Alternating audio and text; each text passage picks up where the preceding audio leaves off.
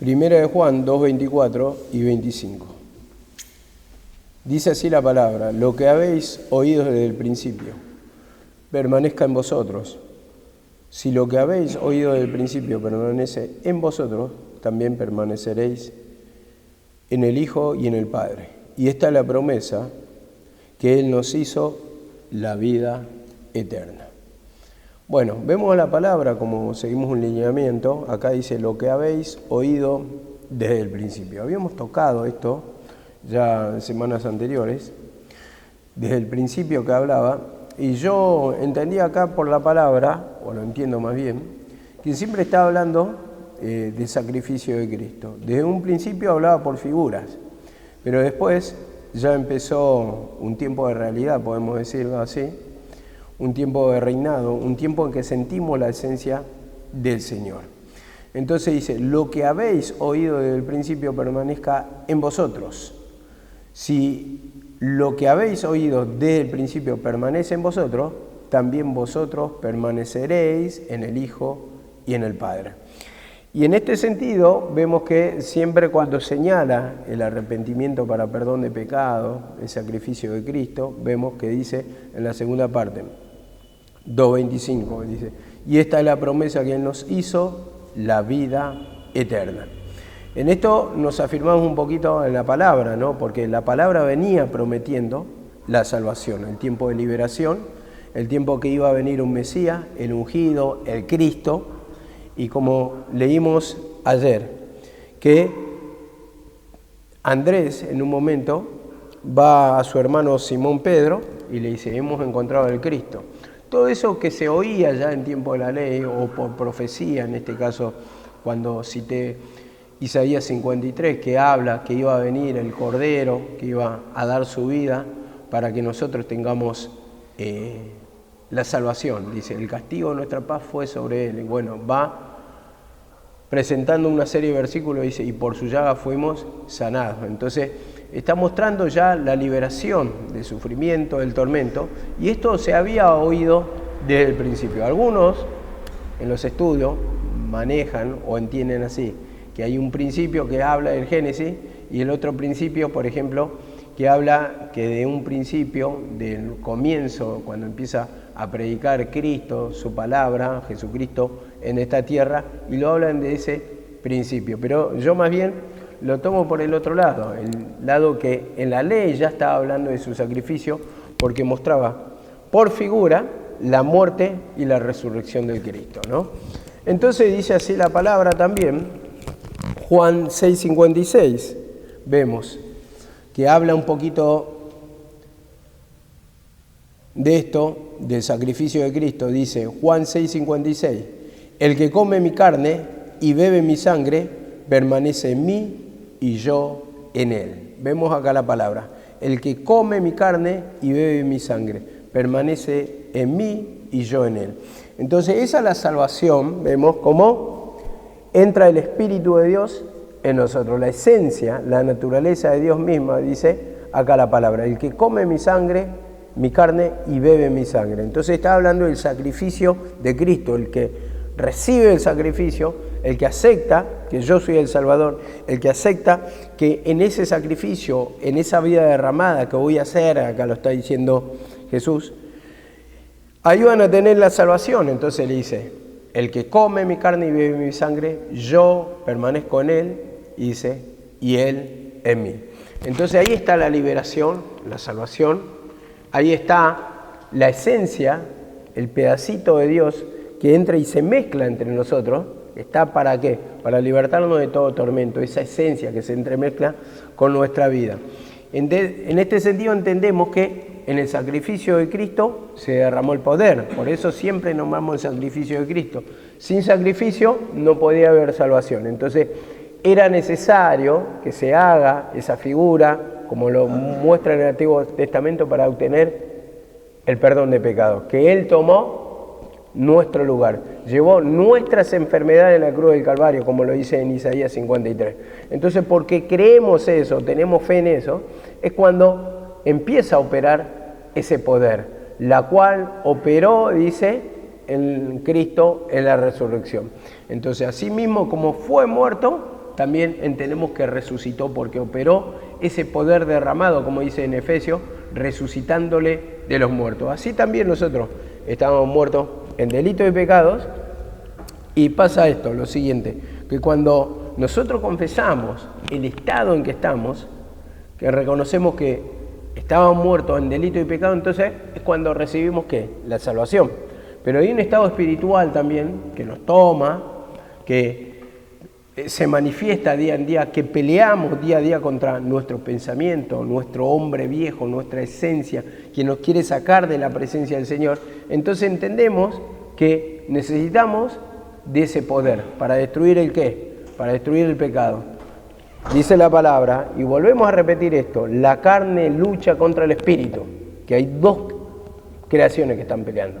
La carne lucha contra el espíritu para que no hagáis lo que quisiera.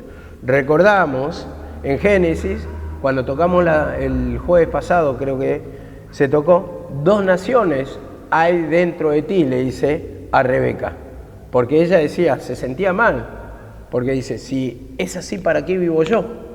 Pero 2 naciones hay dentro tuyo, pero el mayor, que es el pecado, servirá al menor.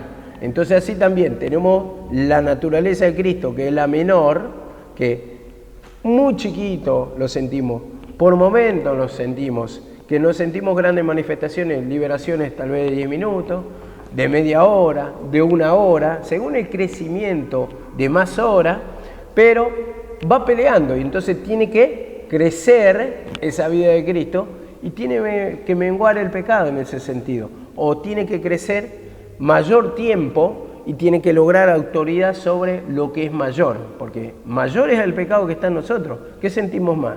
Sentimos más tormento, persecución, tentaciones de parte del mundo, porque a veces no es tormento, a veces te sentís tentado por algo que lo tomás a bien, pero te quita la presencia del Señor, algo que no considerás pecado, no considerás malo, pero sí te roba la palabra, te roba la oración. Y por ejemplo, por decir algo, alguno, que tiene la debilidad de la música, y tal vez la música que no alaba a Dios le lleva a tiempos pasados y le alegra el alma y supuestamente le hace bien, pero vos fíjate que cuando pones un tema cristiano ya no lo querés escuchar. ¿Por qué? Porque ya está la otra contaminación, no podés mezclar las dos cosas.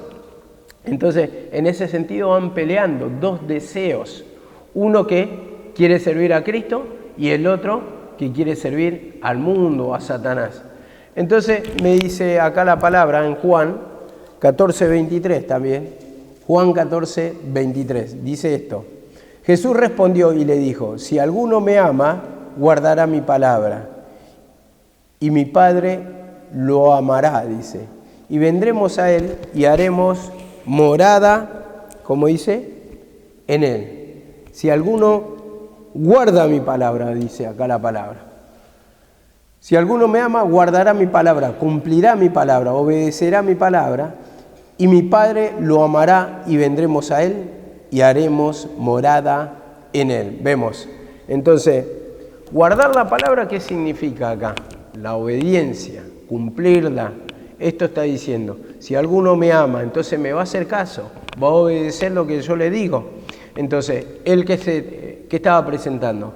¿O cómo se estaba presentando? Como Salvador. Era libertador del mundo. El que, dice la palabra, el que viene a mí va a morar en la luz. Nadie va al Padre si no es por mí, dice la palabra. Entonces se estaba presentando como puente, como nexo, la conexión al Padre, lo que te iba a llevar a la vida eterna o a la liberación del pecado. Y dice, guardará mi palabra, cumplirá, tendrá fe a mi palabra, tendrá confianza, eso está diciendo. Y mi Padre lo amará, y vendremos a él y haremos morada en él. Vemos acá la palabra, la morada, en el sentido que entra la esencia del Señor en nosotros. Empieza a entrar esa paz, empieza a entrar ese descanso, pero para eso hay que cumplir la palabra, los mandamientos. Los mandamientos de Cristo en sí habló muchas cosas, pero siempre nosotros tenemos por fijo que dice así la palabra: el que quiera ser mi discípulo, tome su cruz y sígame. Cuando dice tome su cruz, está diciendo haga la voluntad de Dios. Haga la voluntad de Dios. Entonces, ¿por qué? Cristo hizo la voluntad de su Padre, ¿no? Entonces ahí estuvo la victoria. Eso es lo que le agrada al Padre. Y así cuando hacemos la voluntad del Señor, todo lo que está escrito en la palabra, vamos humillándonos de todo lo que es contrario a la palabra, vamos pidiendo perdón, como dice la palabra, despojado de todo peso y del pecado que os asedia. Y nosotros como nos despojamos, pidiendo perdón. Entonces vamos poniendo por obra la palabra y eso hace que more la presencia del Señor en nosotros. Y por eso es lo que quiere poner ese pedacito de Dios en nosotros. Y como dice acá, lo vuelvo a repetir para que no nos perdamos el contexto. Lo que habéis oído del principio permanezca en vosotros. O sea, ese sacrificio de Cristo permanezca en vosotros. ¿Dónde obtenemos la salvación?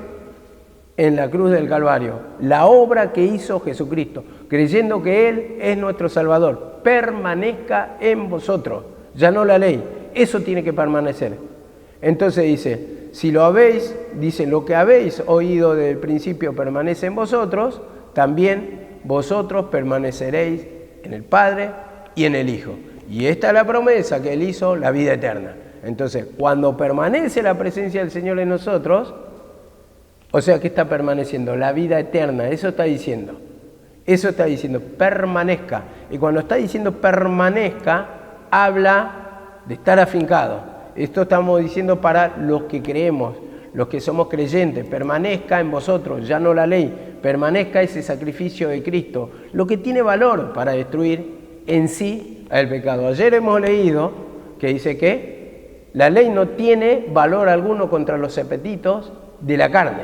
Entonces no puede matar, no tiene valor alguno, no tiene poder. Solamente el sacrificio de Cristo es lo que tiene autoridad sobre el pecado. ¿Por qué? Porque la misma palabra lo dice, que Él se humilló, dice, y Dios lo exaltó hasta lo sumo y le dio un nombre, sobre todo nombre, que se habla de autoridad. Autoridad sobre todo potestad, sobre todo demonio. Entonces, cuando entendemos eso, nosotros vamos pidiendo perdón, Señor, del sacrificio de Cristo. Tu palabra dice que tiene autoridad, que tiene valor tu nombre, pero yo no lo creo. Tu sacrificio fue derramado el poder y yo no lo creo, por eso no está operando ese poder en mí. Necesito que opere el poder. Y entonces, a partir de que vamos confesando, el Señor va añadiendo fe a través de la palabra, nos va quebrando, va quebrantando nuestra voluntad para hacer la voluntad del Padre. Dice así la palabra también, Primera de Juan 3:24. Dice, Primera de Juan 3:24, el que guarda mis mandamientos permanece en él, el que guarda mis mandamientos permanece en él y Dios en él. Y en esto sabemos que Él permanece en nosotros por el Espíritu que nos ha dado. Vemos acá la palabra. El que guarda mis palabras, Dios permanece en él. El que cumple, obedece, el que escucha mi palabra, vemos acá la palabra ¿cómo? Está apartando en sí, digamos, haciendo una división de la ley, ¿no? Yo digo de la ley. ¿Por qué? ¿Por qué siempre hablo en tiempo de la ley? Primeramente porque había una división de tiempo. Pero acá también, en sí, si vamos un poquito profundizando la palabra, nuestra mente, la mayoría del tiempo está apartada de las cosas del Señor si no nos humillamos. Entonces, ¿qué pasa? No estamos permaneciendo en la presencia del Señor. No estamos guardando sus mandamientos, lo estamos cumpliendo, porque nuestra mente en un momento se extravía. Está divagando, está en el mundo. Vemos que nuestros deseos muchas veces son carnales. Entonces, no estamos cumpliendo la ley de Dios de mantener una mente limpia, una mente pura, una mente que está haciendo la voluntad del Señor, que está en comunión con el Señor. Dice, el que guarda mis mandamientos permanece en Él y Dios en Él.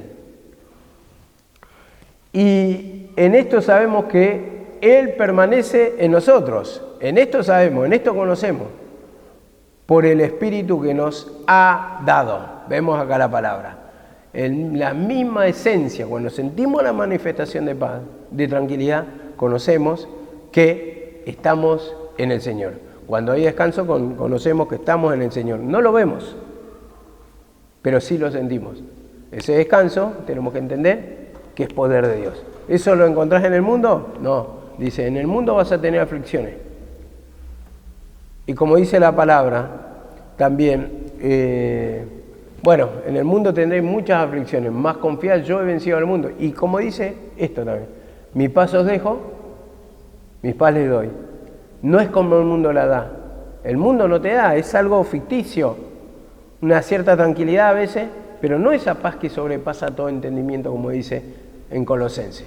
Entonces, eso es lo que sentimos nosotros, que habla la palabra, nos quebranta, nos da convicción de pecado y sobre todo reposa nuestra alma después de haber cumplido la voluntad del Señor, de escuchar la palabra, de hacer esa oración de arrepentimiento. Y te sentís bien, vamos a decirlo así. Tal vez no en un grado sumo, porque cada uno tiene su grado de comunión con el Señor, pero que, te deja tranquilo, a eso es lo que voy. Te deja tranquilo. Cuando vos haces las cosas correctamente, te deja tranquilo. O estás tranquilo, ¿no? Cuando actúas como Dios manda, estás tranquilo. Entonces, cuando actúas bien con una persona, estás tranquilo. Cuando haces las cosas como corresponde, estás tranquilo. Cuando haces las cosas contrarias a lo que vos entendés, que es actuar correctamente, entonces, ¿qué pasa? Hay una turbación de mente. Hay algo que te molesta. Hay una carga ahí, algo que te hace sentir mal. Pero cuando actúas bien, ¿cómo te sentís? ¿Te sentís bien o no? Entonces, así es la paz que nos da el Señor, a través de hacer correctamente las cosas. Si vos actúas más con una persona, hiciste algo injusto con una persona, fuiste injusto, ¿no te molesta la conciencia? ¿Te molesta? Sí, te molesta. Empieza uno a dar vuelta, a sentirse incómodo, no descansa el alma hasta que se pone a cuenta con esa persona. Entonces, yo creo que así también del mismo modo es la presencia del Señor. Si actuamos correctamente nos sentimos bien. Si actuamos en contra de la voluntad del Señor, nos sentimos mal. Esto se cumple en la regla para todos. Y como dice así la palabra, 1 Juan 4:15. 1 Juan 4:15 dice: todo aquel que confiesa al Padre, todo aquel que confiesa que Jesús es el Hijo de Dios, Dios permanece en él y él en Dios. Y estamos hablando de permanecer constantemente en el sacrificio de Cristo. ¿Por qué? Porque ahí se destruye el pecado. Permanezca en vosotros lo que habéis oído del principio. Y toda la Biblia nos habla del sacrificio de Cristo, por figura, por sombra, como dice, lo va enseñando. De alguna manera, el cordero que sacrificaban era el mismo Cristo. Lo va enseñando ahí por figura. Y después lo va enseñando ya, por mostrar en los evangelios su sacrificio. Y lo va aclarando Pablo, que en ese sacrificio hubo poder. Y como dice otra vez, lo vuelvo a repetir, todo aquel que confiesa que Jesús es el Hijo de Dios, como él se presentó y como leímos ayer, que los fariseos tenían oposición, que le decían que blasfemaba, porque decía que tú, dice, blasfemas diciendo que eres hijo de Dios. Por eso lo querían apedrear. Entonces ellos no creían.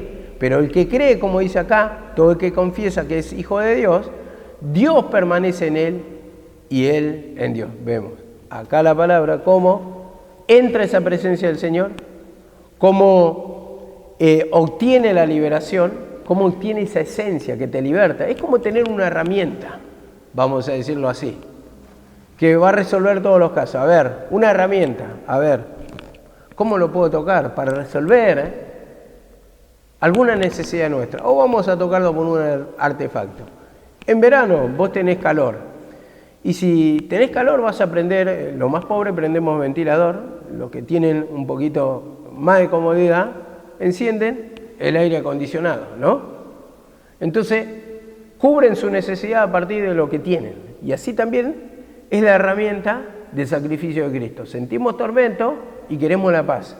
Entonces, ¿qué usamos? El sacrificio de Cristo. Pedimos perdón ahí, si ahí fue el poder derramado para libertarnos.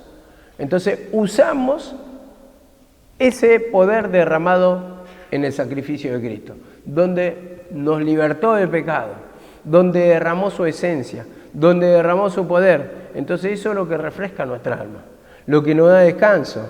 Y dice en 2 de Juan 1:9, 2 de Juan 1:9,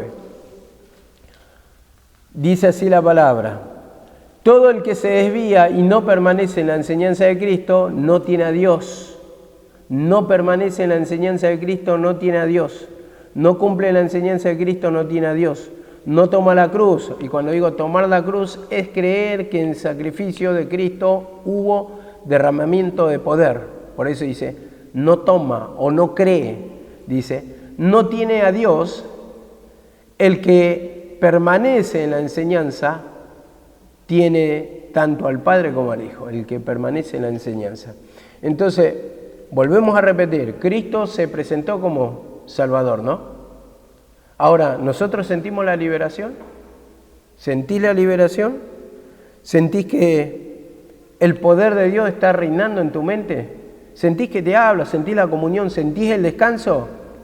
Entonces, como dice acá la palabra, permanece en la enseñanza de Cristo. Entonces, habla de que tu mente tiene que estar tomada por la palabra. Tienes que buscar la comunión, dice. El que no permanece en la enseñanza no tiene a Dios. Y esto lo habla en el sentido de que, bueno, llevémoslo a ese tiempo. No permanece, no está, no toma la enseñanza de Cristo, no tiene a Dios. Fariseos puros, saduceos, que rechazaban al Cristo como Salvador. El que permanece en la enseñanza, o el que está, o el que ha creído en la enseñanza, tiene tanto al Padre como al Hijo. Porque ha creído. Tiene esa esencia. Y cuando nosotros creemos, cuando aceptamos a Cristo como Salvador, entra un pedacito de la esencia de Dios en nosotros. Y eso permanece, eso no se va. Porque eso es lo que, cuando viene la palabra, te molesta la conciencia de actuar mal en contra de la voluntad del Señor. Entonces, ese pedacito de esencia va captando la palabra y sabe que la palabra está actuando. Entonces te empieza a quebrantar. ¿Por qué? Porque está la misma esencia de Dios que empieza a actuar en nosotros, empieza utilizando la palabra y sabemos que estamos actuando en contra de la voluntad del Señor cuando nuestra mente no está en comunión con Dios. Porque cuando no estamos en comunión con Dios, ¿con quién estamos en comunión? Con Satanás. Eso es lo que trae insatisfacción del alma. Muchas veces no hacemos malas cosas tal vez. No hacemos cosas que van a perjudicar a otros, pero no está en comunión nuestra alma. Entonces, parece que no estás actuando mal, pero ¿por qué sentís insatisfacción? ¿Por qué no hay plenitud? ¿O por qué no hay llenura de la presencia del Señor? ¿Por qué hay inquietud? Hay algo que pasa, algo que no encaja, decís, y es la falta de comunión.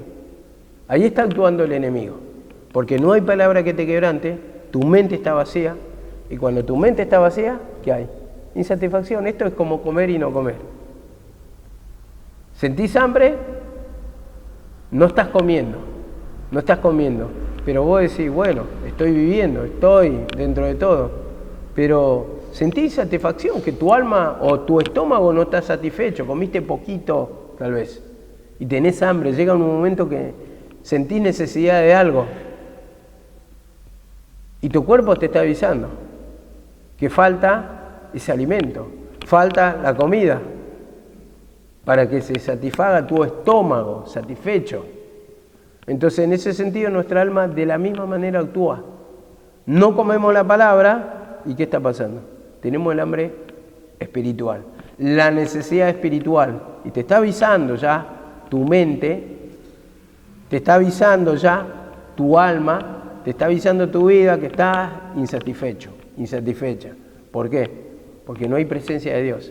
Entonces, cuando no está encajando algo, algo está pasando. Y en esto tenemos que discernir nuestro estado espiritual. Algo pasa. ¿Y cómo lo discierno? Lo discierno por la palabra. La palabra viene y nos quiere hablar, pero yo tengo que indagar. La palabra dice, leyendo lo cual podéis entender. Entonces, buscar la comunión con el Señor. Y después, también, aparte de la comunión que te quiebre, quebrantamiento, que te quiebre, que te haga dar cuenta esa palabra de que es tu estado. Porque a veces viene la palabra y estamos así. Y no produce nada, choca, la mente está cauterizada, dura, tierra seca. A ver, esto lo va a entender en un agente de campo. Cuando no llueve mucho tiempo en un lugar, ¿qué pasa? La tierra se vuelve dura. Entonces cuando caen las lluvias, tiene que ser despacito y constante, y tiempo de llover para ir ablandando. Porque si no, no se ablanda. Directamente cae, rebota. Cae y rebota. Así es nuestro corazón, de la misma manera. Tiene que ser una lluvia constante, hasta que empiece a penetrar. Muchas veces queremos tomar un poquito nomás de esa agua, nos conformamos con el culto, nos conformamos con una lectura chiquita, un momentito. Pero ¿qué pasa? Está tan dura la tierra que no penetra, entonces parece que nadie nos sacia, parece que ninguna palabra es para nosotros, pero cuando está blanda, absorbe enseguida, y le encuentra el sentido enseguida, y encuentra el pecado, encuentra el motivo, encuentra la liberación enseguida, todo le va encontrando, va hilando la palabra. ¿Por qué? Porque está absorbiendo, porque esa tierra está blanda. Entonces así también, por eso nos habla del quebrantamiento, para que esa tierra esté blanda, y para que esa tierra esté blanda constantemente tiene que haber lluvia constante, absorción de la palabra constantemente. Entonces eso es lo que va a penetrar y eso es lo que va a producir una tierra fértil que produzca, como dice la palabra, fruto a 30, 60 y 100 por uno. Entonces va a ir creciendo esa bendición. Y dice así la palabra también con respecto a la vida eterna, como dice acá. Y esta es la promesa que Él nos hizo, la vida eterna. Juan 6:40, ¿qué nos dice? Juan 6:40, Evangelio de Juan 6:40.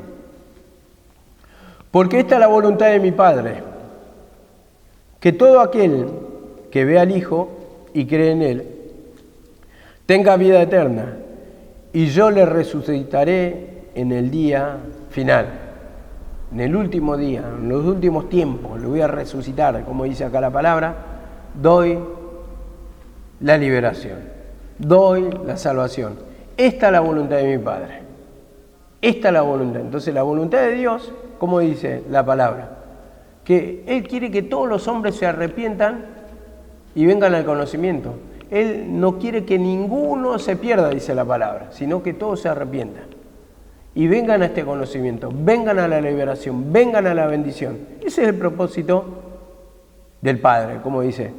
Y todo aquel que ve al Hijo y cree en Él, ve al Hijo y cree en Él, dice, tenga vida eterna. Entonces, en este sentido, vemos la encarnación, en ese tiempo veían visualmente, pero también la otra condición es creer que Él era el Salvador para obtener la vida eterna. Y dice, y yo mismo, dice, cuando cree, le resucitaré en el día final. O sea que iban a recibir la liberación. Y vemos cómo está dividiendo acá dos tiempos. Yo le voy a resucitar en el día final. Esto lo habla Cristo antes de su muerte, pero le está haciendo una promesa, y esta es la promesa, que van a tener vida eterna, como dice ahí en Juan 2, que lo estamos leyendo acá, otra vez lo voy a poner, 2:25, exactamente, 2:25. Esta es la promesa. Bueno, le voy a resucitar en el día final. Van a obtener la salvación, eso que estaban esperando, sentir la esencia de Dios. Y dice así la palabra también, Juan 10:28. Juan 10:28. Y yo les doy vida eterna y jamás perecerán. Yo les doy vida eterna. Vemos cómo va confirmando que en Cristo está la vida eterna, que Él es el Salvador, que en su sacrificio se va a derramar el poder pero para eso tenés que creer que Él va a tomar un lugar de Salvador, que va a entregar su vida por nosotros. ¿Entregar su vida para qué? Para darnos salvación a nosotros. Entonces ese sacrificio perfecto, como dice la palabra, olor fragante, eso es lo que le agrada a Dios, el sacrificio de su Hijo para darle salvación a toda la humanidad. Todo aquel que en Él cree no se pierda, más tenga vida eterna, dice. Entonces, yo le doy vida eterna y jamás perecerán. Entonces, algo que no perece. Porque cuando vos sos hijo de Dios, ya lo sentí en la mente. Vos te podés apartar, pero vas a ser hijo pródigo. Pero no dejás de ser hijo. Porque tu mente, a donde vas, sabés que ahí está tu Padre. Ahí te está persiguiendo tu Padre. Y tu mente mismo te da testimonio, ahí, en tu pensamiento que sos hijo de Dios. Que estás apartado, podés hacer cualquier cosa. Pero ¿qué pasa? Tenés la esencia de Dios. Por eso dice, jamás perecerán. Esa vida jamás perece. Ahí, Cristo se unió con vos, pasás a ser hijo de Dios. Y te digo, podés pecar, podés estar lejos de la presencia del Señor. Pero, como dijo Pedro, ¿dónde iremos? Solamente tú tienes palabra de vida eterna. Entonces, el Señor, vemos, donde estemos, en la cárcel profunda, donde estemos, las cosas, las macanas que podemos estar haciendo, ahí está Dios. Ahí nos está amonestando. Ahí esa esencia de Dios, ese pedacito de Dios que tenemos, jamás va a perecer. Dice la palabra del Señor también, en 1 Juan 1:2. 1 Juan 1:2. Pues la vida fue manifestada, y nosotros hemos visto y damos testimonio, y os anunciamos la vida eterna. Fue manifestada, vemos acá la palabra, ¿cómo? Juan lo vio, y Juan habla, Juan da testimonio. La vida fue manifestada, se manifestó, se encarnó, y nosotros hemos visto, dice, la hemos visto, y damos testimonio, y os anunciamos la vida eterna, que está en Él, que está en Jesucristo, en su sacrificio. Dice, la cual estaba con el Padre y se nos manifestó. Estaba, pero descendió, se encarnó, y en su sacrificio que dio la salvación. Se nos manifestó, dice. Y eso es lo que anunciamos. Damos testimonio porque lo vimos, lo palpamos, lo sentimos, y estamos anunciando eso, que Él es el Salvador. Vemos cómo divide acá entre judíos. Él es el Salvador. Cómo lo afirma y cómo, por contrapartida, lo niegan los fariseos y los saduceos. Pero así también hay una parte de nosotros que cree y otra que no cree. No es que negamos, pero tampoco actuamos como la palabra nos dice. Entonces, ¿qué estamos haciendo? Una negación en el sentido de actuar. ¿Por qué? Porque no confiamos totalmente, por eso no nos volcamos totalmente a la manera de Cristo. Entonces buscamos nuestra forma, a ver cómo podemos resolverlo. A ver, ¿cómo lo puedo resolver? Entonces empezamos a buscar. ¿Y la palabra qué dice? Clama a mí, yo te responderé. La palabra del Señor, por ejemplo, dice que todas las cosas que hagamos, lo hagamos de la mano de Dios. Encomienda a Jehová tu obra y Él hará, dice la palabra. No es que Dios se va a poner a trabajar con nosotros cuando tenemos necesidad económica, pero sí nos va a apoyar, sí va a ayudar a que rinda el dinero, sí va a evitarnos perjuicios, sí nos va a dar salud para trabajar. A eso es lo que estoy apuntando y que muchas veces se malentiende. No es que Dios va a hacer todo por vos. Dios no se va a poder a cocinar por vos. Vos lo vas a hacer. Pero ¿qué pasa? Una cosa te va a llevar a la alteración, ocupación de tiempo, a que te salga mal, a que se te retrase todo, a que se te queme la comida, a que no consigas precio, a que te pongas nervioso, a que pensés solamente en la comida. Y otra cosa, en la mano de Dios, a que te salga todo redondo, a que cocines bien, a que mientras estás orando tu alma esté gozosa y gloria a Dios y así meditando la palabra y te sale bien. Eso es lo que quiere Dios, que no perdamos la comunión con Él. Y muchas veces se malentiende, cosas que parece que nos van a arrancar de la presencia del Señor y son cosas, yo digo, tal vez yo entiendo de otra manera, ¿no? Cotidianamente.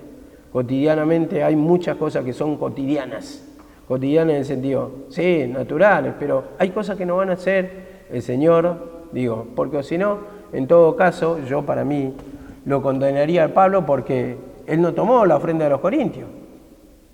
Pero dice, estas mismas manos me sirvieron, dice.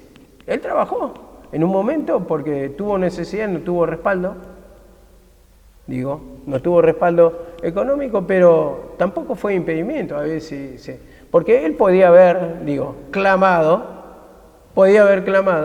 y Dios en sí le iba a hacer llover, por decir, dinero, tocar un alma, pero no fue así el caso. Él hizo su profesión, todos.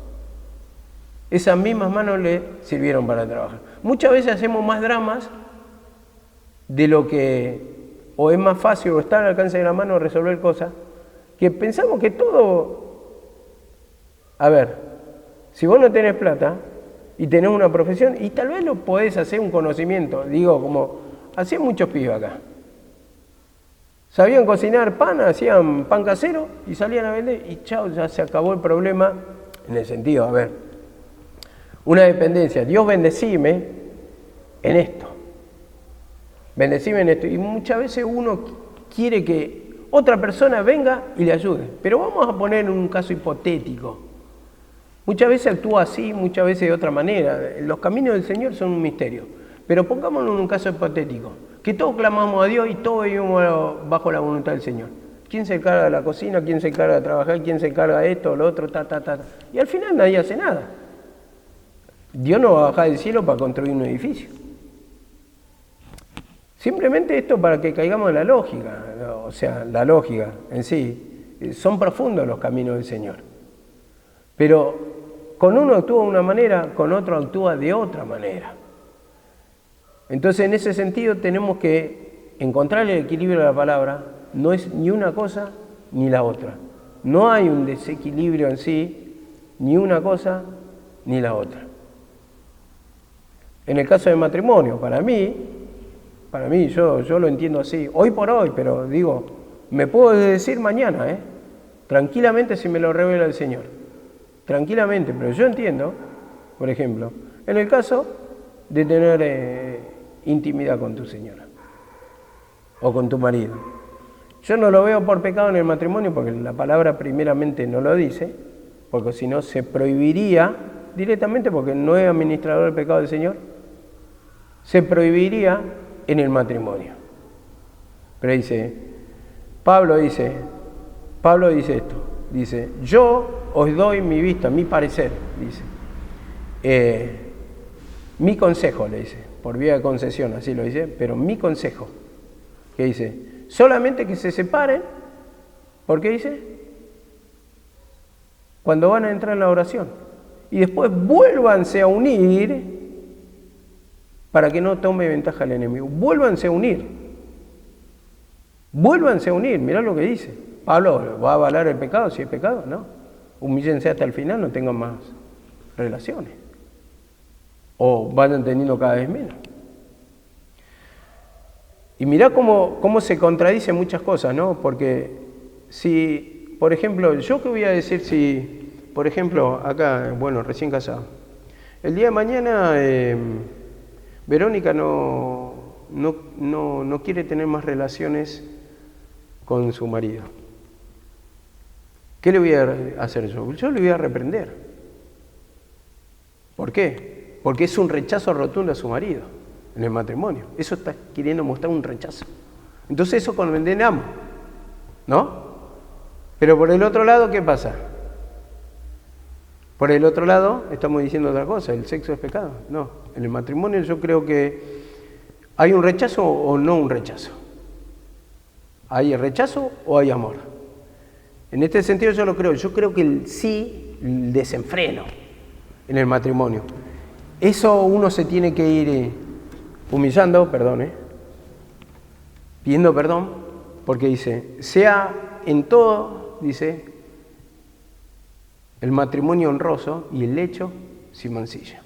La cama, ese pecado excesivo cuando vos sentís depravaciones, eso sí, uno tiene que pedir perdón. Pero cuando ya no se quiere acostar, porque la unión que muestra en el matrimonio, muestra el amor. Y cuando hay un rechazo, ¿qué está mostrando?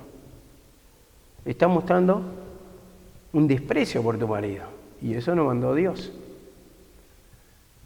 Pongámosle que nos humillemos todos. Se acabó la humanidad, ¿no?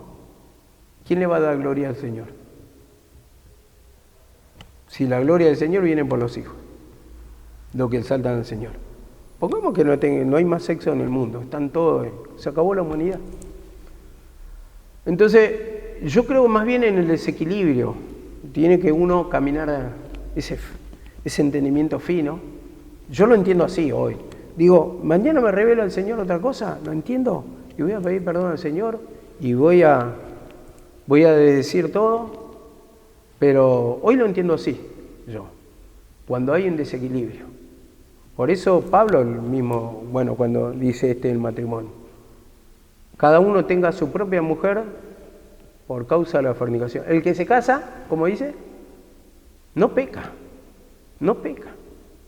La que se casa no peca, dice. Pero dice, yo quisiera que todos sean como yo, dice. Pero cada uno tiene su propio don, su propio regalo de parte de Dios. Pero la que se casa no peca.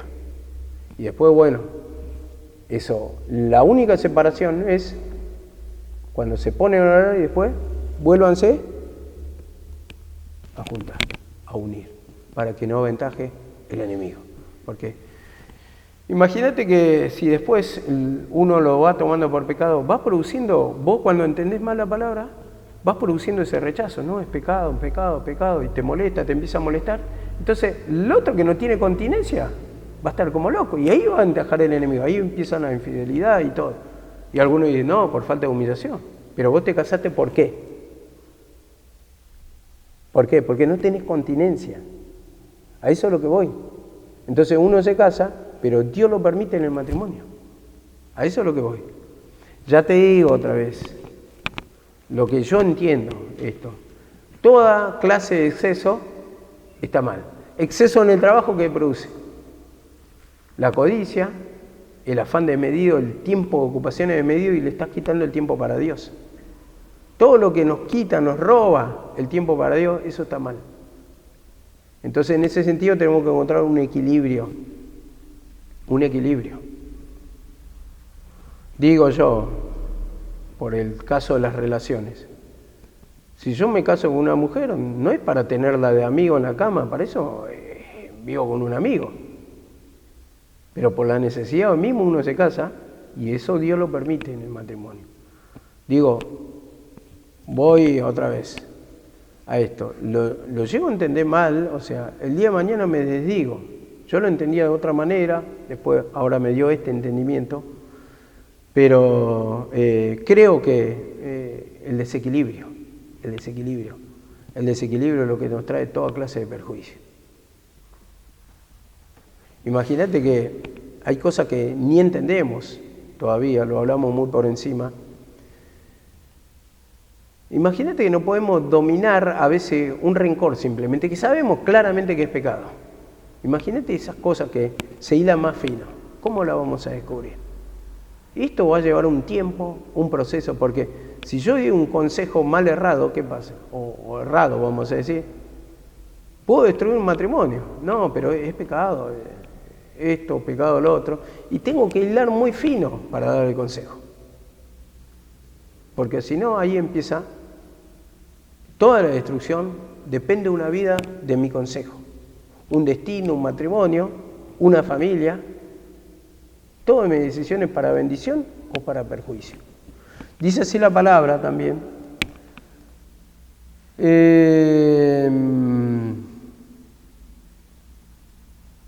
Estamos en 1 de Juan. Vamos a leer en 1 de Juan 5:11.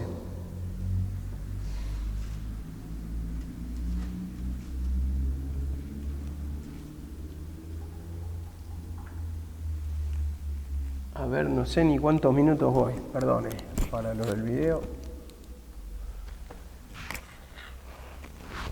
No sé, no puedo ver claramente 44 minutos. Bueno, voy a dar este último versículo.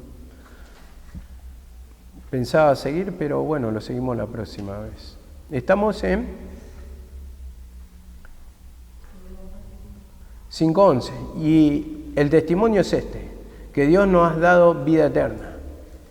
Y esta vida está en su Hijo. Nos ha dado vida eterna. Y esta vida está en su Hijo, afirmando que en la persona de Jesucristo está la salvación. Esa era la promesa. La promesa. Y en eso teníamos que permanecer, en la promesa. Y la promesa se dio en su sacrificio. Hay la liberación, el testimonio de la salvación, del que el tiempo ya está cumplido.